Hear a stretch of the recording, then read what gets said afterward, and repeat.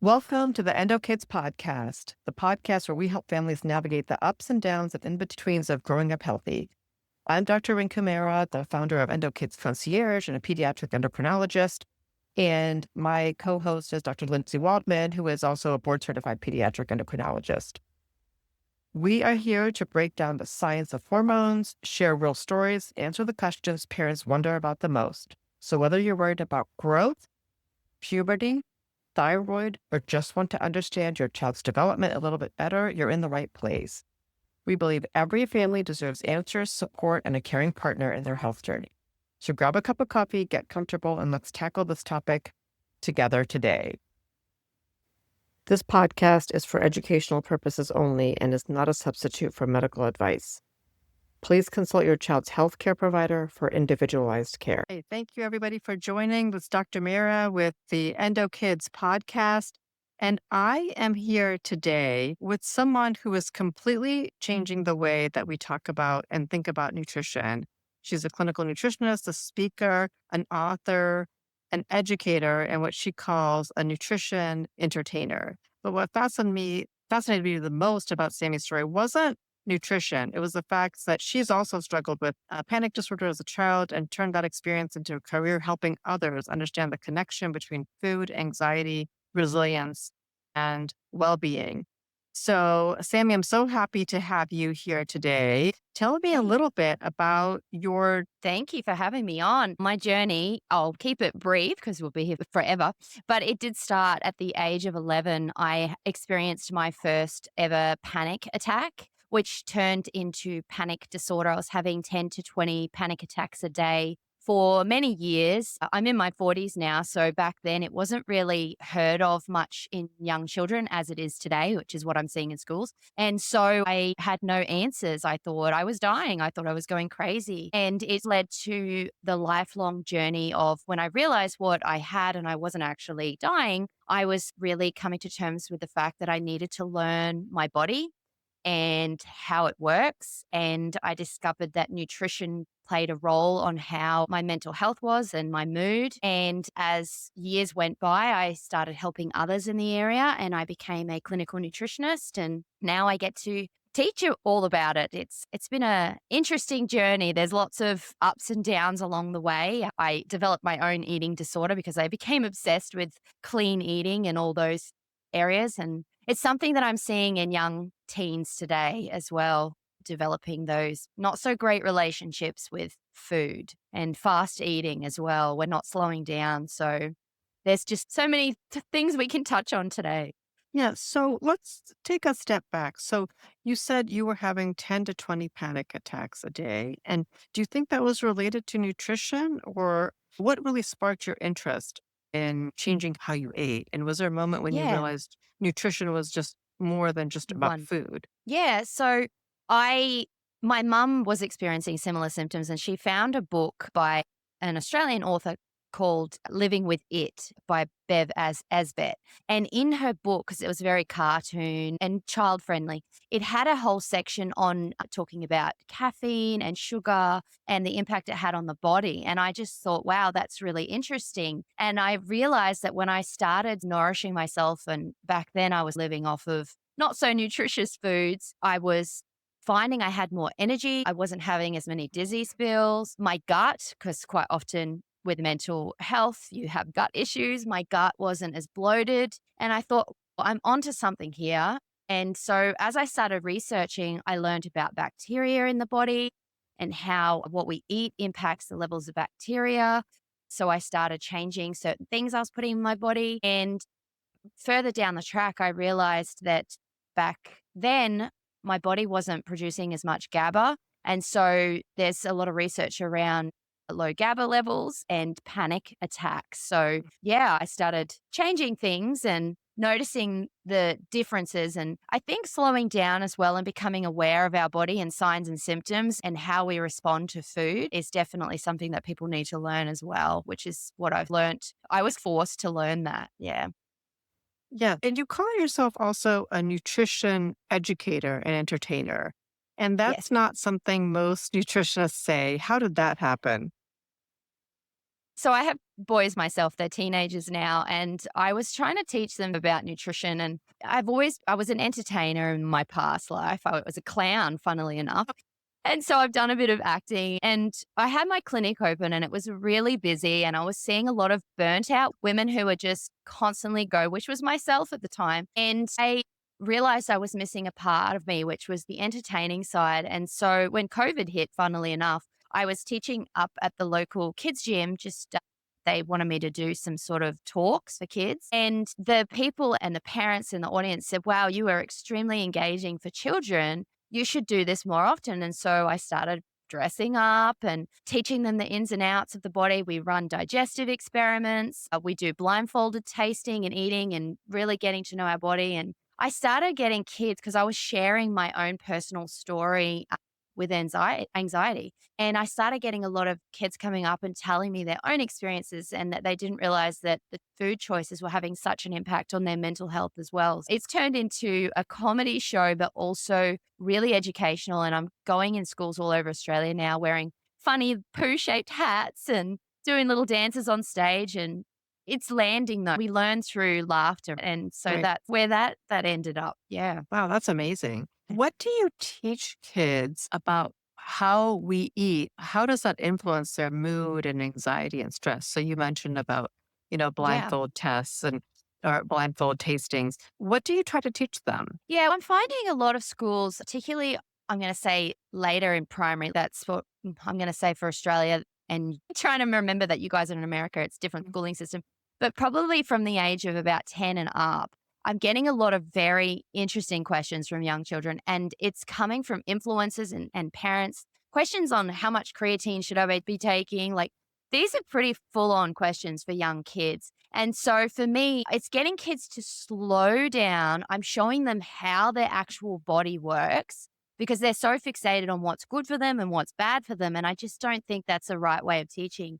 And so I teach them actually slowing down how to really use their digestive system to the full capacity because we aren't what we eat, we are what we absorb, right? And most of the parents that I see aren't absorbing nutrients because they're just constantly on the go and their digestive system is not switched on. So that's my first thing is to really get them to chew their food properly, to be present with what's on their plate and use their senses around what they're eating. Because quite often I do this for adults as well, and they are shocked that when they put a blindfold on, they slow down their eating and actually use their taste buds, that the food they're eating tastes so different. And that piece of cake they're eating, they probably only need 2 bites, not the whole piece, because their body's able to keep up with your brain's registering those sugar hits that are they're hitting the body. You don't actually need that much. And so just starting off with taking a breath and switching the digestive system on from flight, fright to rest and digest is the first point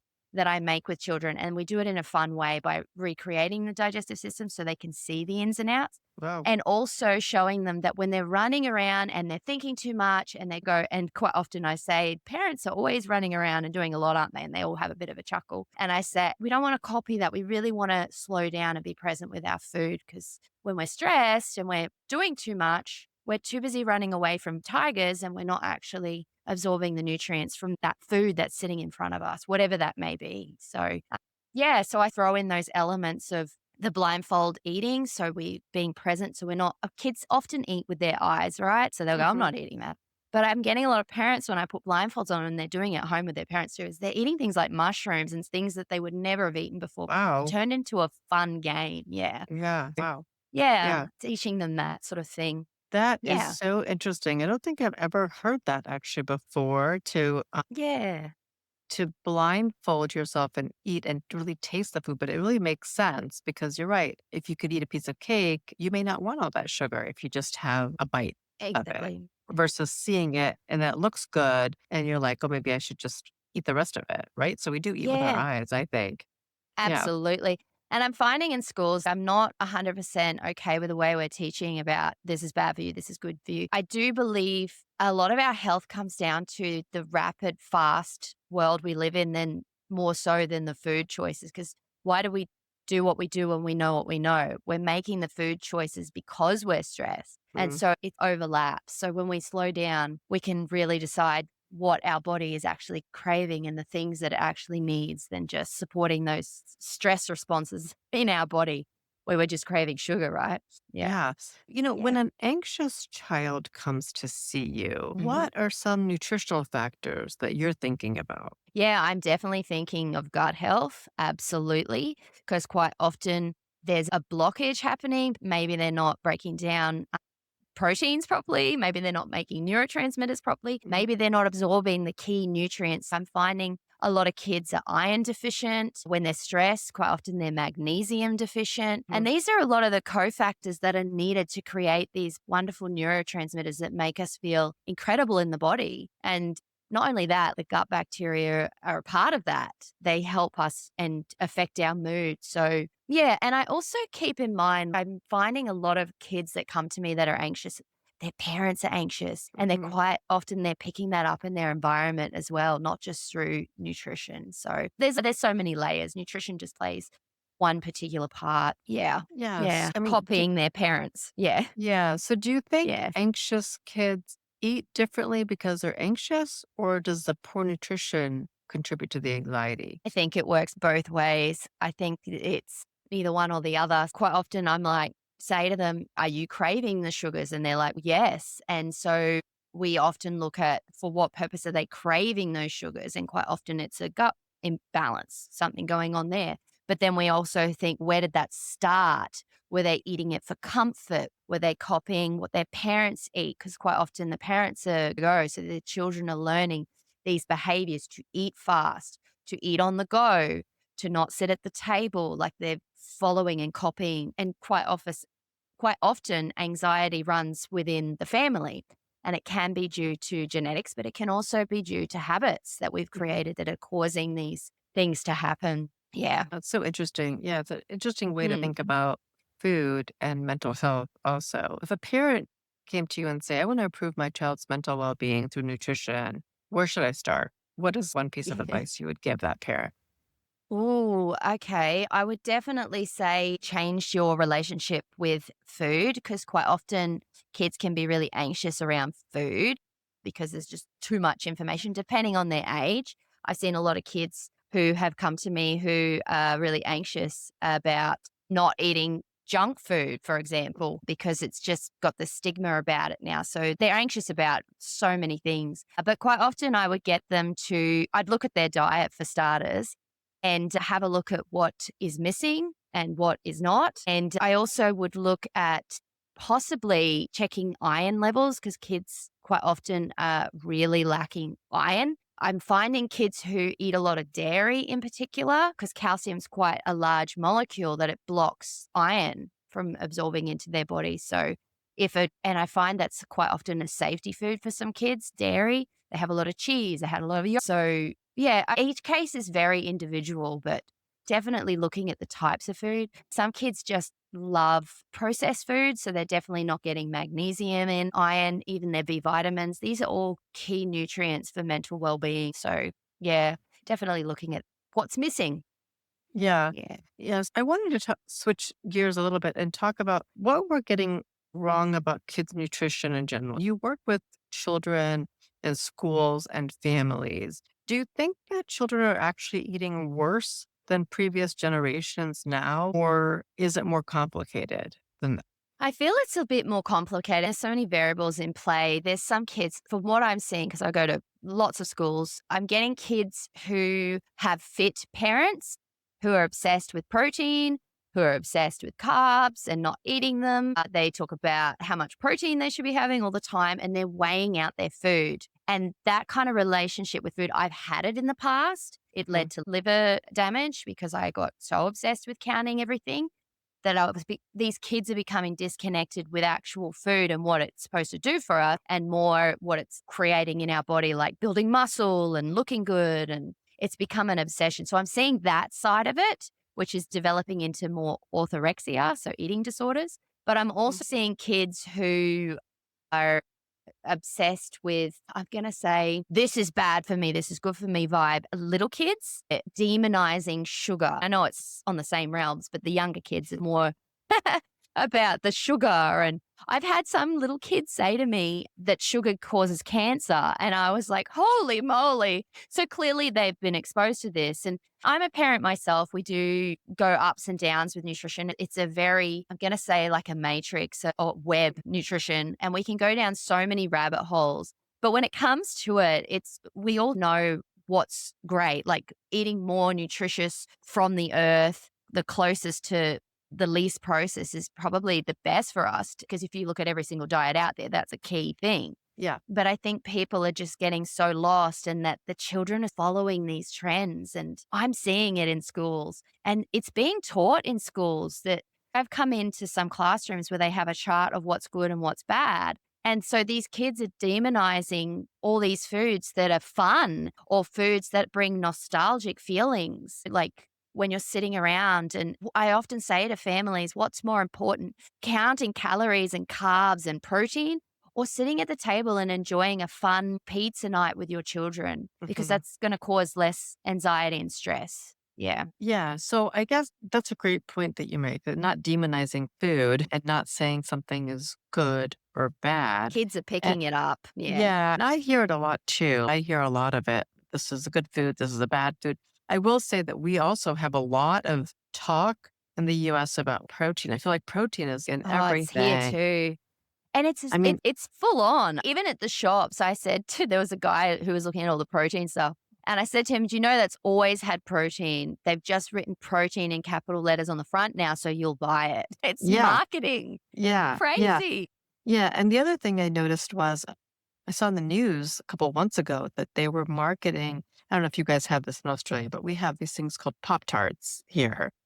I've heard of them. Yes, so they're basically like cakes that are made and sold, ready to go, and they're like harder looking cakes. I don't even know how to describe them, but they are now selling protein Pop-Tarts, and they're No. basically all sugar and dough, and they're filled inside with sugar, and they're on the outside with dough and sugar, but they're marketing them now as protein Pop-Tarts, and yeah, I just see it everywhere, and it's crazy the It fix is. with protein that we're getting with Yeah. everything that we see. It's $1 billion industry, and that's what I keep older kids in the teenage years. I say to them, marketing, they're making the ideal thing is to make money out of you. That's their goal. And so they're jumping on trends and it's misleading. That's what it's about. And I'm a big believer on try and eat as close to nature as possible and listen to your body and slow down. It can be like a cheaper way to eat as well. I don't know so much in America, but here having a banana is going to be cheaper than some weird processed protein thing that you're getting from the shop. Yeah. Yeah, yeah, definitely would be cheaper here too. What's one thing parents should stop stressing about immediately? What do you think? I'm going to say lunch boxes. The amount of parents, is that a thing in Yes, yeah, yes. yeah. Yeah, so here I get so many parents that see influencers creating these epic lunch boxes, and they come into my clinic and they're like, "My kids don't even eat their lunches. They come home full and they don't eat anything." And I'm so tired of constantly trying to pack the perfect lunchbox. And I often say to them, it's only, I'm not sure how many hours it is over in America, but it's only 6 hours of school a day that they have. And I quite often say to them, as long as you encourage a nutritious breakfast and you encourage a nutritious dinner, let them eat their lunchboxes when they get home. I'm finding there's a lot of stress about having the perfect lunchbox and making kids eat it at school. My kids, they didn't eat theirs. The youngest, he just wanted to chat. He wanted to Mhm. chat at lunch and he didn't have enough time to eat. But boy, he ate everything when he got home. Yeah, that's great advice. Yeah, I hear that a lot too. That they don't eat their lunch and or they don't eat their food. It's the environment, it's Yeah, distractions. Yeah. so, yeah, I think that's very interesting. I think our culture has been focused a lot also on weight and maybe also not focused enough on health. I don't know what your thought is on that. And if it's Yeah, similar in Australia. I actually, before I was working so much with kids, I actually used to run my clinic for women, and one of the key areas was weight loss. And I would often find they would come into my clinic and their kids as well. They bring their kids along. And I'd say to them, it's a symptom of something else happening. We don't focus on the weight loss. We say, what is body fat? Body fat is stored toxins or it's stored energy. Either you're consuming too many calories and not exercising, which is the standard one, or there's something else going on in your body that's stopping that conversion, where it's your thyroid, hormones is a huge one.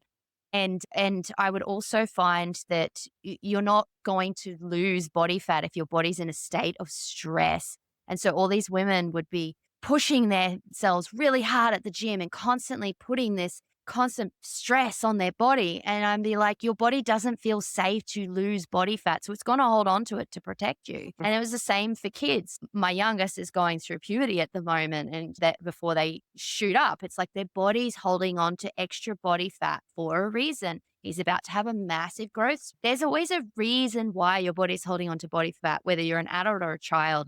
And getting to that underlining reason, quite often it's stress. Yeah. Yeah, it's fascinating. I'm going to switch topics again a little bit and talk to you a little bit about your book. So I Mhm. want to hear a little bit about your book Yeah. and the title, I think. Is it Anxiety, the Best Teacher You Never Asked For? Is that the title of your That book? is it. Okay. Yes. That's a fascinating title. So why do you describe anxiety as a teacher? Yeah. So I've always ran from anxiety. I always looked at ways to manage it, to cope, to survive, because that's what we're taught, right? And as life went on, I realized anxiety was a bit of a shapeshifter in my life. You think you battled it, you think you get rid of it, and boom, you have kids and it turns up in another form, whether it just kept turning up, whether it was an eating disorder, whether it was the obsession with running a business and being perfect and overscheduling life.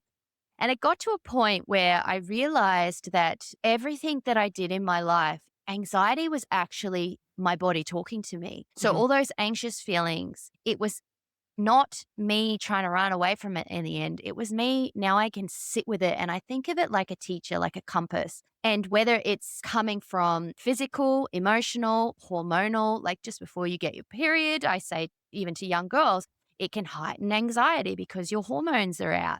Mhm. You haven't got as much progesterone. Cortisol could be higher. It could be a chemical imbalance. I know that certain supplements I get clients to take react negatively. So, certain B vitamin or synthetic supplements can trigger that anxious feeling. It can heighten certain glutamate or things in the body, glutamine, if it's in the food. So, that could be another thing. So, every time I'm anxious, I often stop and I say, what is my body trying to teach me now? What is it trying to tell me? And sometimes it's a conversation I have with someone who's quite triggering, or sometimes it's my environment and there's a lot of clutter that's distracting my mind. So, getting to the nitty gritty. And so, my book basically is my journey from when I was in the womb, because my mum had anxiety when Mhm. she was pregnant with me, all the way to now in building businesses and being a mum of teens. And each step along the way, it sort of shares how anxiety had turned up in my life, how I tried to get rid of it, and that backfired because I was getting obsessed with clean eating or working my butt off at the gym, and then changing it and flipping it as to what anxiety was actually trying to teach me. I needed to change the type of exercise I was doing. I needed to do this. And so now this is what's led to my podcast, The Anxiety Compass. We talk about anxiety and how it shows up in so many different areas of our life and what it's actually teaching our body. Because anxiety is a control, it's a way to keep our body safe. So, what is it trying to keep us safe from? It's talking to us. And so, I can decipher it now. And I think of anxiety now as not a negative thing. I think of it as a positive way to connect with my body. And so, that's what I'm trying to teach others now. Yeah. So Yeah. what do you think parents often misunderstand about anxious children? Yeah, I have one of those. It's a carbon copy of me, let's be honest, which is always an eye opener. I feel like, in a lot of ways, looking at how I dealt with it at first, it was me trying to control him. And unknowingly, we all do it without realizing. And quite often with anxiety, there's so many different reasons for it in children. It can be the environment, it can be simply not being heard, it can be diet related, and sitting with your child and without trying to control and manage the situation, just letting it fold into what it's meant to be and allowing them to talk to you as well. That's one thing I found with anxious kids. The parents are so fixated on fixing. Fix. There's something wrong with my child. I have to fix him. I have to get him diagnosed. I have to do all these things, which is Uh-huh. fine to some degree. But I also think that can be anxious as well because your child is constantly confirmed that there's something going on, there's something wrong with me, when they're not. There's not something wrong. There's just your body talking to you, and slowing down and finding out what it's trying to say is really important. Yeah, Yeah, so I guess the point you're making is parents do have the best intentions to help, absolutely. but then some of the things that they're doing actually can make the anxiety worse It can for their trigger it. child. That was me as a child. I really struggled with anxiety, and it was more of a there's something wrong with my body. I'm alone. No one knows what I'm going through. I have to fix myself. And so it was a lifelong journey of fixing what was broken, when in fact I was never broken. It was just my body trying to talk to me about something's not okay here. You need to feel safer, whether it's having a safe parent, someone to talk to, a therapist always helps. Creating that feeling of safety and small resilient steps for me, like small little steps to build resilience, was definitely the way to go. Yeah. Yeah. What does resilience look like in a child? Ooh, a resilience in a child. I can use the example of my son who just started high school, and that's just completely everything that you have built around you to be safe is ripped out from underneath you. And so I was using from what I had learnt, rather than running away from the anxiety monster, which is staying at home or avoiding certain things, is just to be brave and do it and know that it's going to be scary. And that's normal. It's your body sort of reacting normally because it doesn't feel safe talking to a stranger or meeting new people. There's always a risk with that, but also knowing that every time you do the scary thing, your brain's slowly building new pathways, and you're slowly getting Mhm. stronger and stronger. And so that's where I ended up with acting and doing clowning. I thought, okay, if I need to put myself into somewhat scary situations, just little ones, what would happen if I put myself into big scary situations? And so I started doing that, and yeah, it built resilience a lot quicker, but it was also a lot more scarier and my body didn't cope as well, let's be honest, because we also need to keep in mind the health of our body. And when you're doing those scary things, it can put a lot of pressure on your brain and your nervous system. So doing it slowly is building resilience. And all of a sudden, he's at school now and he's got friends and he's happy and he's thriving. And it Yeah. was all from taking those tiny little steps at the start and coming home and venting to me and having those conversations. Me not trying to fix him, but just sitting there and listening to him really helped. Yeah. Yeah. Yeah. So I think some of those messages also about resilience also go to food also. So some of these questions we get from parents about picky eating Yes.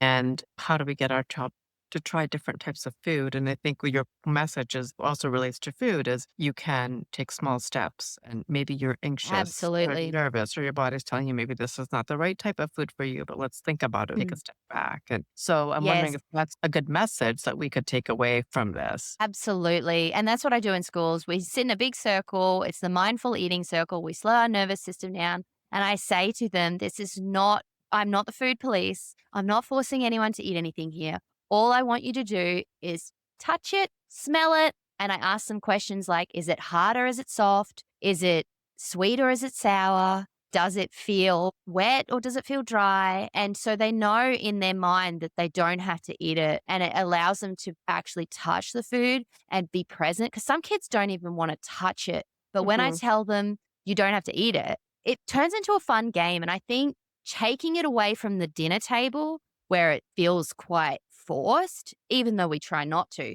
and putting them into a fun group with kids giggling and laughing and just being fun around food. I eventually say, if you feel super brave and you want to give it a lick or you want to try it, and they all look at each other, like some of them lift their blindfolds up because they're a bit nervous. And I say to them, put your hand up if you're feeling a bit nervous about eating these foods. And most of them put their hand up and they all look at each other and they're like, it's normal. It's very normal to be nervous around new foods because your Yeah. body's trying to protect you and it doesn't know if it's going to be good or not for your body, if it's going to taste good or not. And yeah, yeah.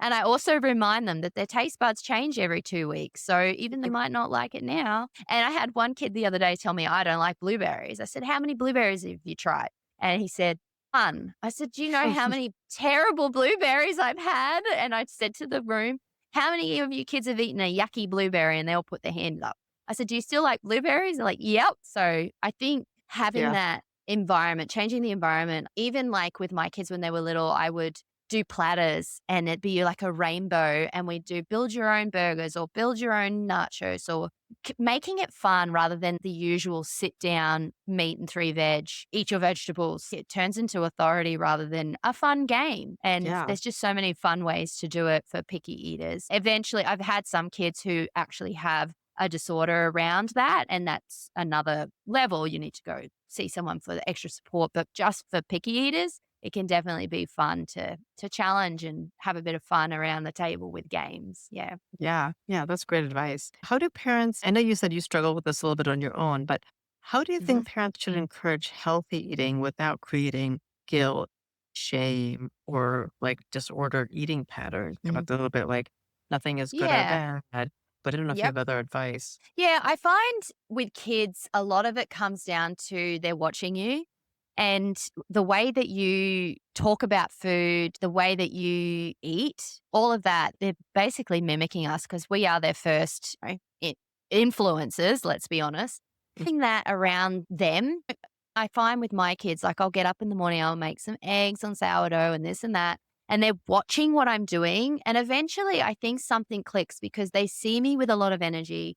They see me happy. And my younger son was just having some toast in the morning with nothing else. And he started waking up tired. And I don't say it's the toast, it's this and that. I say, what do you think you're putting in your body that could make you feel a bit more energized? Maybe mummy's got a lot of energy. What do you think that I'm doing that makes me have more energy? I'm taking the dog for a walk and he would come home and I find some people like they're like I don't give my child any sugar and it's like my kids still do the Halloween, they still eat sugar, they still eat takeaway every now and then because it allows you to open up those conversations when they say, "I've got a bit of a headache," and you go, "What do you think your body could be telling you?" And they go, "I did eat a bag of like lollies last night." And I'm like, "Oh, it could have been that," just so they can reflect and talk about these sorts of things, understand what's going on in their body. So I think when you do it in front of your children and you go, "I'm feeling really tired today. Maybe I Mhm. didn't eat enough food yesterday," things like that. Yeah.